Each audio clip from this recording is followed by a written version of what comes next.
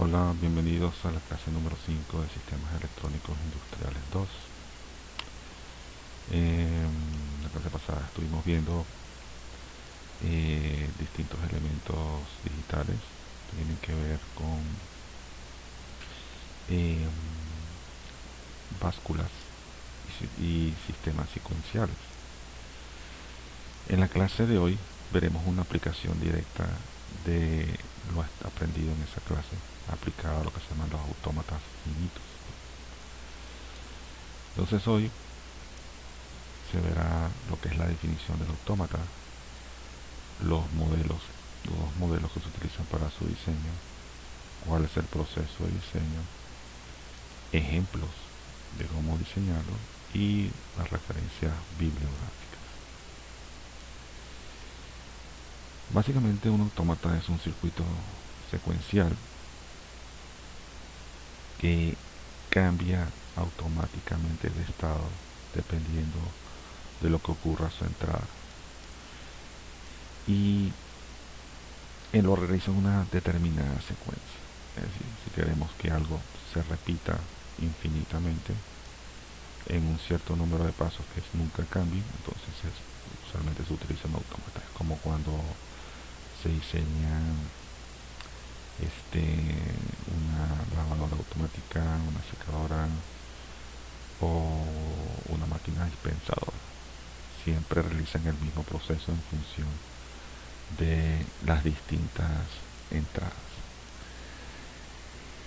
Por supuesto entonces que ese autómata tiene unas ciertas características, porque tiene que tener estados de entrada, o sea, estados donde estoy esperando lo que ocurra previamente, los estados internos por los que pasa para pasar, por los que pasa cuando va de la entrada hacia la salida, y un conjunto de estados de salida posible,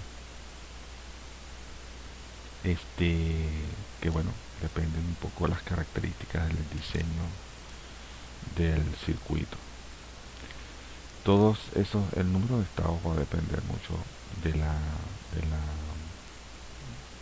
de los criterios de diseño, las especificaciones técnicas que se le den, y por lo tanto son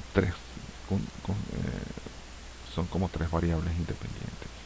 El número de estados de entrada n es independiente del número de estados internos m y es independiente del número de estados de salida p. Dependen de las características del circuito, pero todos están correlacionados de alguna forma entre sí, como vamos a ver a continuación. El modelo autómata de Moore eh, especifica que la salida del mismo solamente depende de los estados internos que hayan ocurrido. Hay tres grandes grupos. El grupo de los circuitos combinacionales de entrada reciben la entrada y reciben la información del estado anterior para poder efectuar una decisión. O sea, lo que ocurrió previamente lo recuerdan a través de las básculas o flip-flops, que son como elementos de memoria, y un circuito lógico que enlaza esos estados con la señal de entrada. Una vez que eso se produce, esos cambios se envían al circuito combinacional de salida a través de la lógica de compuertas que vimos en las clases previas para producir la salida deseada. La salida entonces depende de los estados internos. Los estados internos son los cambios que ocurren con la variable i, ¿verdad? Y esos cambios de estado se producen por la entrada correspondiente. El modelo de Mealy, la salida del sistema dependen obviamente de los estados internos, pero también depende de la entrada. Es decir, para producir la salida adecuada va a depender de esa entrada que está cambiando y además de los estados internos por los cuales he ido transitando paulatinamente. Entonces es un cambio sutil pero importante en cuanto a la lógica del diseño de los autómatas. Todo esto es muy general, pero hay que aterrizarlo con ejemplos, o sea, para ver cómo es ese proceso. Entonces, ese diseño de autómata pasa por 7 pasos. tienes unas especificaciones verbales, que es tu deseo de lo que haga la máquina, y convertir esas especificaciones verbales en un diagrama de estado, un diagrama de burbujas. Pasar a la construcción de la tabla de estados, estado actual, estado siguiente, y cómo afecta la salida. Codificar esos estados por los cuales va a transitar, son los distintos estados internos de la máquina. Seleccionar los elementos de memoria que se van a usar para hacer el diseño. Obtener las tablas de excitación en función de esos elementos que ustedes hayan elegido. Simplificar las funciones de excitación usando los diagramas de Carnot y implementar el circuito. Son 7 pasos que hacer. Unos pasos muy sistemáticos y hasta lógicos, ¿no? Ejemplo 1. Diseño un divisor de frecuencia por 3. Tienen que entender primero qué es lo que nos están pidiendo.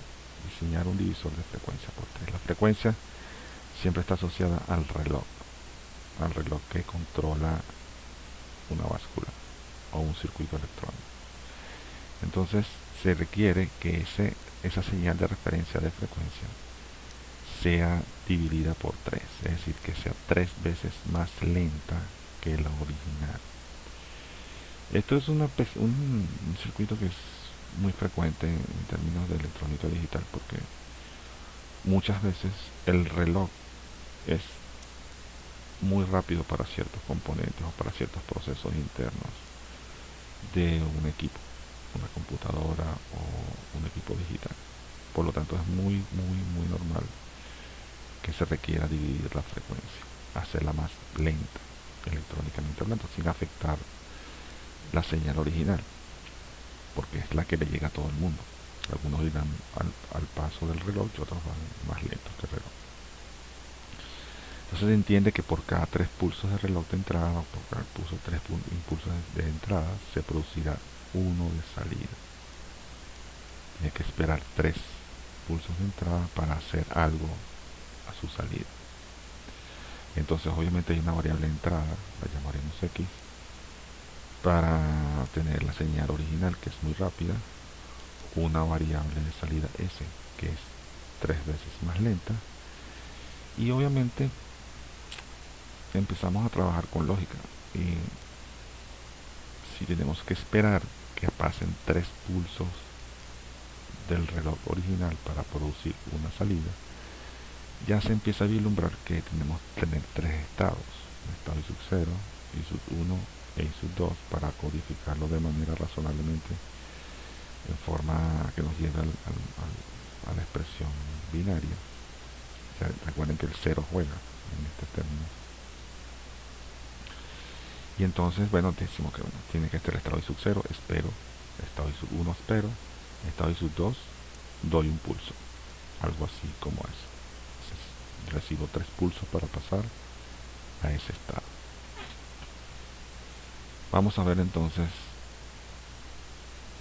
si diseñamos con el modelo de Moore, el diagrama de burbujas es como se muestra. Cada burbuja internamente se representa un estado, que es I sub 0, I sub 1 y I sub 2, y además muestra el valor de la salida en cada estado. En el estado I sub 1 la salida debe valer 1, en el estado I sub 2 la salida debe valer 0, y en el estado I sub 1 la salida debe valer 0, y en el estado I sub 2 la salida debe valer 0. La salida solamente vale 1 en el estado I sub 0. Si llega una entrada 0 y estoy en el estado I sub 0, permanezco allí. Solamente cambio cuando hay un pulso, y ese es el valor 1. Cuando X vale 1, cambio de estado. Si no llega ningún pulso, permanezco en ese estado. Entonces paso al estado I sub 0 al estado I sub 1 con un pulso. Si no llega pulso, me quedo allí y la salida sigue valiendo 0. Si llega un pulso, cambio al estado I sub 2 y la salida vale 0. Ya he recibido 2 pulsos. Si llega un nuevo pulso, entonces regreso al estado I sub 0 y doy salida en 1. Como ven, he necesitado tres pulsos de entrada para producir una salida en 1. Entonces, así es como funciona el divisor. Espero 3 estados, cambio 3 estados para poder producir la salida que se necesita. Esto es un sistema cíclico y hay que tomar en cuenta siempre otras consideraciones, pero se las veremos posteriormente. Entonces, como ven, el estado de la salida depende del estado donde estoy. No depende de la entrada para nada. La entrada lo único que fuerza los cambios de estado. En el modelo de Mealy vemos en el diagrama de burbujas que tenemos los tres estados definidos, pero hay un cambio. La salida depende de la entrada y que sub 0 y del estado donde estoy. Entonces, si estoy en el estado I sub 0 y la salida y la entrada vale 0, entonces la salida vale 0. Cambio de estado con un pulso y mantengo la salida, porque es un elemento de memoria. Y voy al estado I sub 1. Si la entrada vale 0 y la salida previamente valía 0, entonces quedo en el estado I sub 1. Si llega un 1 y la salida estaba en 0, paso al estado I sub 2. Y en el estado I sub 2, si la entrada vale 0 y la salida vale 0, permanezco allí. Y si la entrada vale 1 y la salida está en 1, entonces voy al estado I sub 0. Entonces, de alguna manera, el circuito debe forzar un cambio en la salida dependiendo de la entrada y del estado en que me encuentre en ese momento. Entonces, eso es la representación de Mealy, que es ligeramente diferente a la representación de Moore. Y son las consideraciones que se deben tomar en cuenta para hacer el diseño. Esto es crítico. O sea, si el diagrama de burbuja está bien, todo lo demás viene solo. Entonces la representación del diagrama de burbuja es la clave para que todo el diseño salga bien. Pasamos a la representación en tabla de estado, el estado presente, el estado futuro, el estado inicial y el estado final. Entonces, codemos el estado inicial con las variables I sub 1, I sub 0, I sub 1, I sub 2, la entrada, el valor de la entrada, que puede ser 0 o 1, y definimos cuál es el estado final en cada caso. De acuerdo a Mealy, si estoy en el estado I sub 0 y voy al estado I sub 0 y no llega entrada, permanezco en ese estado y la salida vale 0, de acuerdo al diagrama de burbuja. En cambio, en la salida Moore, si estoy en el estado I sub 0 y llega un 0, permanezco en I sub 0, pero la salida la fuerzo a 1. Si estoy en el estado I sub 0 y llega un 1, voy al estado I sub 1. De acuerdo al diagrama de burbuja, la salida de Mealy va a permanecer en 0. Y la salida Moore va a valer 1 también en ese momento. Y así sucesivamente vamos componiendo la tabla de estados en función de lo que dice el diagrama de burbujas. Es simplemente leer el diagrama de burbujas y traducirlo en las tablas de estados. Por eso es tan importante ese diagrama. Luego, a esa tabla la transformamos en algo binario, asignándole un código a cada estado. A I sub 0 el estado 00, a I sub 1 el estado 01 y a I sub 2 el estado 10, como si fuese un conteo binario. Obviamente queda el estado 11 que no se presenta. Es un estado don't care porque nunca se debe ceder a ese estado. Entonces, con 2 bits podemos representar esos 3 estados distintos, que es la única variable entre el cuadro anterior y el presente. Luego se procede a seleccionar el elemento de memoria que necesitamos, que es el flip-flop tipo JK en este caso, cuya tabla de excitación ya conocemos previamente. Ahora, ¿cuántos flip-flops se necesitan? Ok, vamos a necesitar 2 flip-flops porque tenemos I sub 0, I sub 1 y sub 2 representados con 2 bits. Entonces cada uno de esos bits representa una salida de un flip-flop. Entonces vamos a necesitar 2 flip-flops o 2 básculas JK. Entonces extendemos la tabla, la codificación de estado y la tabla de estado inicial y estado final, incluyendo las entradas de esos flip-flops. J0 y J1 son los dos, J0 va a producir una salida 0 y J1 y K1 va a producir la salida 1, que son los 2 bits que se necesitan para definir los estados. I sub 0, 0, 0, por lo tanto necesita un J0, K0. Y, o sea, necesitas un bit para un flip-flop para uno de los bits y otro flip-flop para otro de los bits de la salida. Entonces, bueno, en función de la tabla de excitación, vemos que si pasa si el estado actual es 0 y el estado siguiente es 0, el valor de J es 0 y el de K es don't care. Si paso de 0 a 1, entonces cambia la tabla de excitación. Y así sucesivamente voy haciendo. Para este bit, el bit 0 es para este bit que es el bit 1 es este. Y así vamos, o sea, si el bit 1 va de 0 a 0, entonces 0x. Si el bit 0 va de 0 a 0, es 0x. Y así sucesivamente.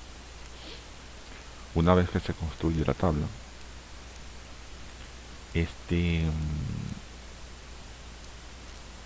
vamos a pasar a representar eso en mapas de Carnot. Primero eso, bueno, ya les había comentado que el estado 1.1 no está, por lo tanto es un estado don't care. ¿Okay? No afecta para nada el funcionamiento del sistema porque nunca se va a alcanzar. Entonces pasamos a representar en el caso de J1 y K1, ¿verdad? Cuáles son los mapas, y en el caso de J0 y K0, cuáles son los mapas. Vean que la tabla de Carnot, estos son entradas, se codificó con X, el valor de Q0 y el valor de Q1, que son la salida de los flip-flops, como variables de entrada. X, fíjense que son dos valores, una tabla de 3, recuerda lo que estudiamos en la clase pasada, y los 2 bits que representan las 2 salidas de los flip-flops. Una vez que se representan con los dos, esos estados, fíjense que el estado 1.1 es don't care, el estado 1.1 es don't care, el estado 1 es don't care, y el estado 1 es don't care porque es un estado que no se presenta. Los otros don't care dependen de las tablas de excitación de los flip-flops correspondientes.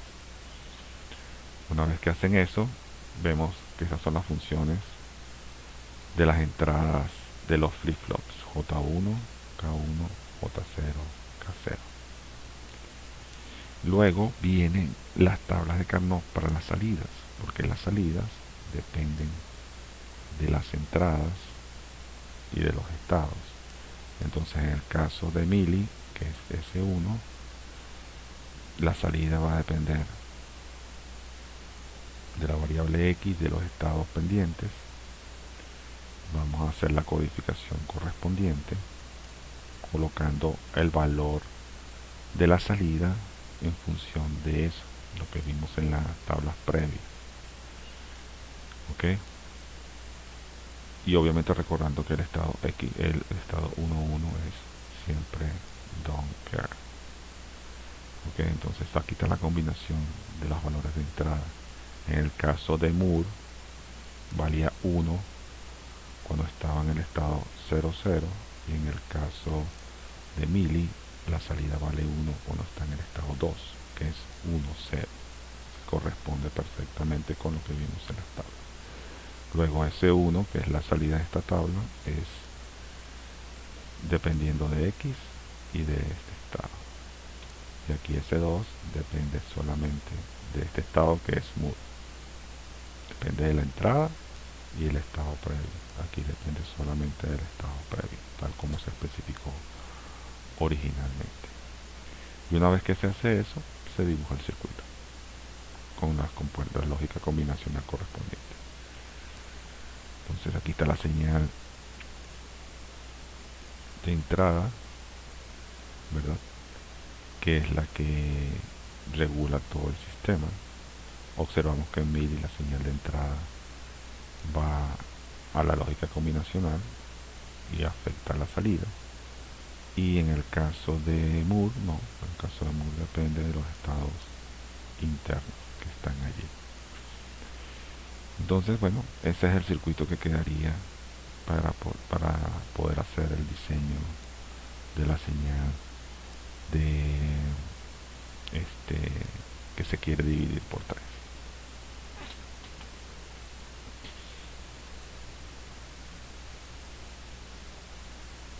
Como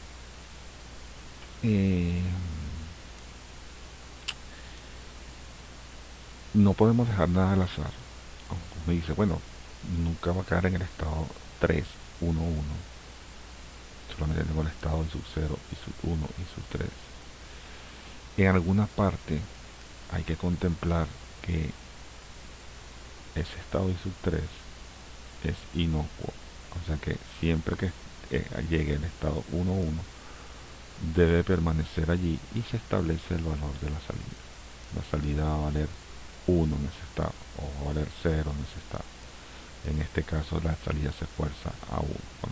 Si por casualidad, por la manera aleatoria, al encender la máquina cae en el estado de sub 3, va a forzar la salida 1 y es un punto de arranque para que todo el sistema funcione adecuadamente, independientemente si sea mili o si sea mood. Entonces, ¿qué hacer con eso? Bueno, ¿a dónde lo llevo? Debo forzarlo a un estado. Entonces digo que en algunos casos con el arranque asíncrono se queda pendiente allí, pero si yo quiero sincronizarlo con el resto de la máquina, digo al estado, mira, siempre que venga, si se presenta el estado y sub 3, ve al estado y sub 2 en la presencia de entrada 1 y lo llevo ahí para que pueda repetir la secuencia de manera correcta y sin importar si cayó en ese estado por casualidad. En el arranque que se llama aquí arranque asíncrono, colocar eso garantiza un estado para los flip-flops siempre. Entonces se colocan las salidas que vimos en la clase previa. Son salidas de preset y reset o clear. Y entonces se le coloca un pequeño botón acá para que actúe en 0, porque fíjense que tiene burbujitas de 0, o sea que el 0 es el activo. Y al ser el 0 acá, coloca esta y esta salidas en 0. Y siempre se garantiza arrancar del estado 0, 0 que está acá. Eso es para pasar de una parte teórica a una parte más realista. ¿Sí? Entiendo que por el circuito tú no sabes en qué valor van a tener los flip-flops cuando se encienden sus salidas. Entonces hay que garantizar que eso esté adecuado. Entonces se le coloca un botón de reset para poder iniciar todo el proceso, justo con el botón de encendido. eso también son cosas que vamos a ver más adelante. Veamos otros ejemplos. Dice ejemplo 5.2, diseñar un autómata utilizando el modelo de Moore que genere la siguiente secuencia: 0, 2, 4, 6, 0, 2, 4, 6 y se repite. ¿Ok? ¿Qué notamos? Es 0, 2, 4 y 6 son 4 estados distintos. Necesitamos 4 estados diferenciados. En este caso van a ser los estados I sub 0, I sub 1, I sub 2 e I sub 3. Y debe generar esa secuencia de conteo. O sea que los números que aparecen allí son las salidas. En el estado I sub 0, la salida debe ser 0. En el estado I sub 2, I sub 1, la salida debe ser 2. En el estado I sub 2, la salida debe ser 4. Y en el estado el estado I sub 3, la salida debe ser un 6. O sea, debemos poder codificar eso que está allí como salida. Entonces, ¿qué observamos? Bueno, a veces los circuitos tienen características particulares que ayudan a su diseño. Como son números pares, en la secuencia, si son una secuencia de conteo que va a requerir 3 bits, observamos que si son pares, el bit menos significativo siempre va a estar en 0, porque va a ser 000, 000,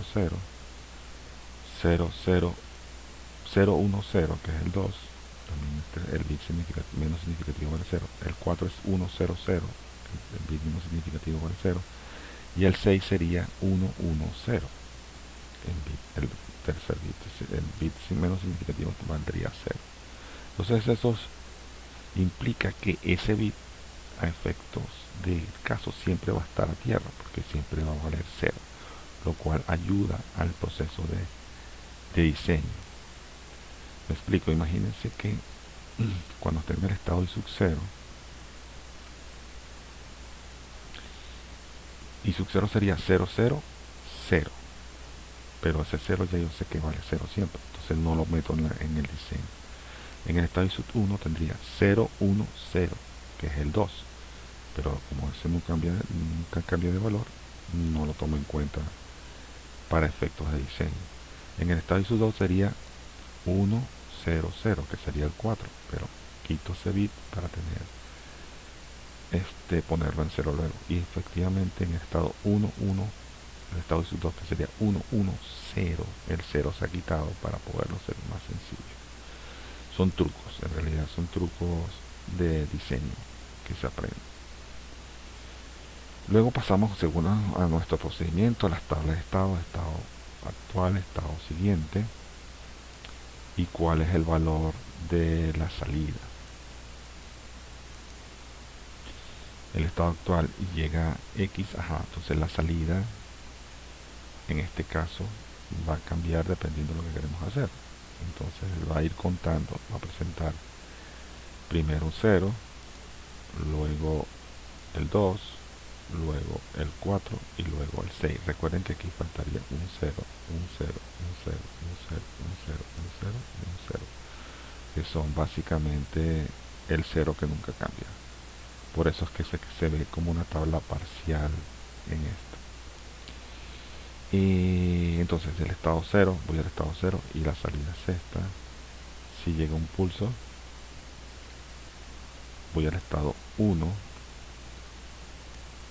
y muestro 0, es lo que tengo que mostrar. Cuando paso al estado 1, cambio, y ahora la salida es 0, 1, 0, 1. Luego si estoy en el estado 2, ahora voy a estar en 1, 0, 1, 0, y mostrar básicamente este subíndice acá. Y el estado I sub 3, voy con la entrada 0, voy a mostrar 1, 1, que es el tercer estado. Luego que hacen eso, deciden diseñar. Aquí faltó algo, básicamente es utilizar, como son 2 bits, son 2 salidas, 2 flip-flops, 2 Qs que necesito. Aquí, para variar un poco, se utiliza un flip-flop tipo D y un flip-flop tipo JK, simplemente para hacer un mix entre ambos. Y entonces, en base a las tablas de excitación de esos flip-flops, se procede a hacer el diseño correspondiente. Si estoy en el estado actual y este es el estado futuro, de acuerdo a las tablas de excitación vistas, para flip-flop tipo D, cuánto vale esa entrada D, 0 o 1, y para el JK, cuánto valen esas entradas J1K1, 0 long care o 1 long care o long care 0, dependiendo de la función de entrada. Y colocamos las salidas correspondientes. Luego configuramos los mapas de Carnot. Estos son los mapas de Carnot para los flip-flop. En este caso esto es J1K1 y el D, o sea, las entradas de los dos flip-flops, JK1 y el D, en función de lo visto en la tabla. Y esta es la salida esperada de cada uno de los bits, la salida 1 y la salida 2, de acuerdo a las especificaciones dadas. Entonces, una vez que tenemos las salidas y la salida 1 y la salida 2, que son los 2 bits de salida, pasamos a hacer el circuito. ¿Qué tenemos acá? Que el ISEC 0, la salida 0, es la que siempre vale 0, la llevo a tierra. Y esta es la salida 1 y la salida 2, quitan los 3 bits originales. Este siempre vale 0, entonces 0, 0, 0, 0, 1, 0, 1, 0, 0, 1, 1, 0. Siempre vale 0, por lo tanto se coloca a tierra. Y estos dos son las salidas que vienen de los flip-flops, que van cambiando en el tiempo a medida que llegan los pulsos de entrada que van a permitir transitar por los distintos estados del circuito. Un ejemplo un poquito más complicado es el diseñar un circuito basado en el modelo de Moore, que cuente de 0 a 7. Entonces, ¿qué hacemos con Moore? Bueno, tenemos estados internos y cada burbuja podemos ver estado interno y el valor de la salida. ¿Y qué pasa cuando hay una entrada? Entonces, en este caso, por ejemplo, I sub 0, estoy en el estado I sub 0, dado que son del 0 al 7 son 8 estados distintos. Entonces debemos ver 8 burbujas, porque son 8 estados por los cuales voy a pasar. Entonces coloco 8 burbujas, codifico binariamente esos estados. Recuerden que el 0 juega, entonces cuento I sub 0, I sub 1, I sub 2, I sub 3, I sub 4, hasta I sub 7. Coloco el valor que se desea de la salida en cada estado, que es una secuencia de conteo: 0, 0, 0, 0, 0, 1, 0, 1, 0, 0, 1, 1, y así sucesivamente hasta cumplir con toda la secuencia del 0 al 7 binariamente. Y vemos qué pasa. Bueno, si llega un 0 no cambio. Cuando me llega un pulso, conté. Cuando me llega otro pulso, conté. Cuando me llega otro pulso, conté. Y así sucesivamente hasta completar el ciclo y regresar al valor inicial. Entonces esto es un esquema basado en el diseño de Moore. Mili sería diferente, pero bueno, ya vemos que no es un gran cambio. Una vez que se hace eso, se pasa a hacer la tabla de estados, la más sencilla: estado presente, estado futuro y entrada, para ver cuál es la salida. Y vemos la secuencia de conteo: 0, 0, 0, 0, 0, 1, 0, 1, 0, 0, 1, 1, 1, 0, 0, 1, 0, 1, 1, 1, 0, 1, 1, 1, y se vuelve a repetir otra vez. En la tabla del valor presente y el valor futuro. Simplemente es una interpretación en forma tabulada de lo que es el diagrama de burbuja. Una vez que se hace eso, este, se decide utilizar flip-flop JK para hacer la implementación del circuito y se codifican los estados que se dieron en la tabla anterior de forma binaria. El estado de sub 0 tiene sub 0, el estado de sub 1 tiene esto que está acá, el estado de sub 2 esto que está acá, y así sucesivamente. Estas son las salidas y estos son los resultados de las JK que necesitarán cada uno de los tres flip-flops, porque son tres salidas: salida 1, salida 2, salida 3, por lo tanto hay tres flip-flops asociados con un Q que va a producir estas salidas que están acá. Se procede a hacer las tablas de Carnot para cada flip-flop: J2, J1 y J0 con K0. Aquí son las tres tablas de excitación de los flip-flops. Y luego las salidas correspondientes: salida 0, salida 1 y salida 2, debidamente codificadas en función de eso. Y una vez que tienen las expresiones lógicas para cada uno de esos casos, se procede a hacer la implementación del circuito. Fíjense que es un circuito muy sencillo. Aparentemente es muy grande, pero al final no requiere tanta cosa. Los tres flip-flops con una compuerta AND, más que suficiente. Lo demás, los valores están seteados a 1, que se parece bastante a uno de los ejemplos vistos en la clase número 4. Entonces, como verán, es una aplicación directa de esto. Lo complejo de esta parte de la materia es entender bien lo que se pide y traducirlo en el diagrama de burbujas. Hecho eso, lo demás rueda solo y fácilmente hasta el final. Nos vemos en la clase.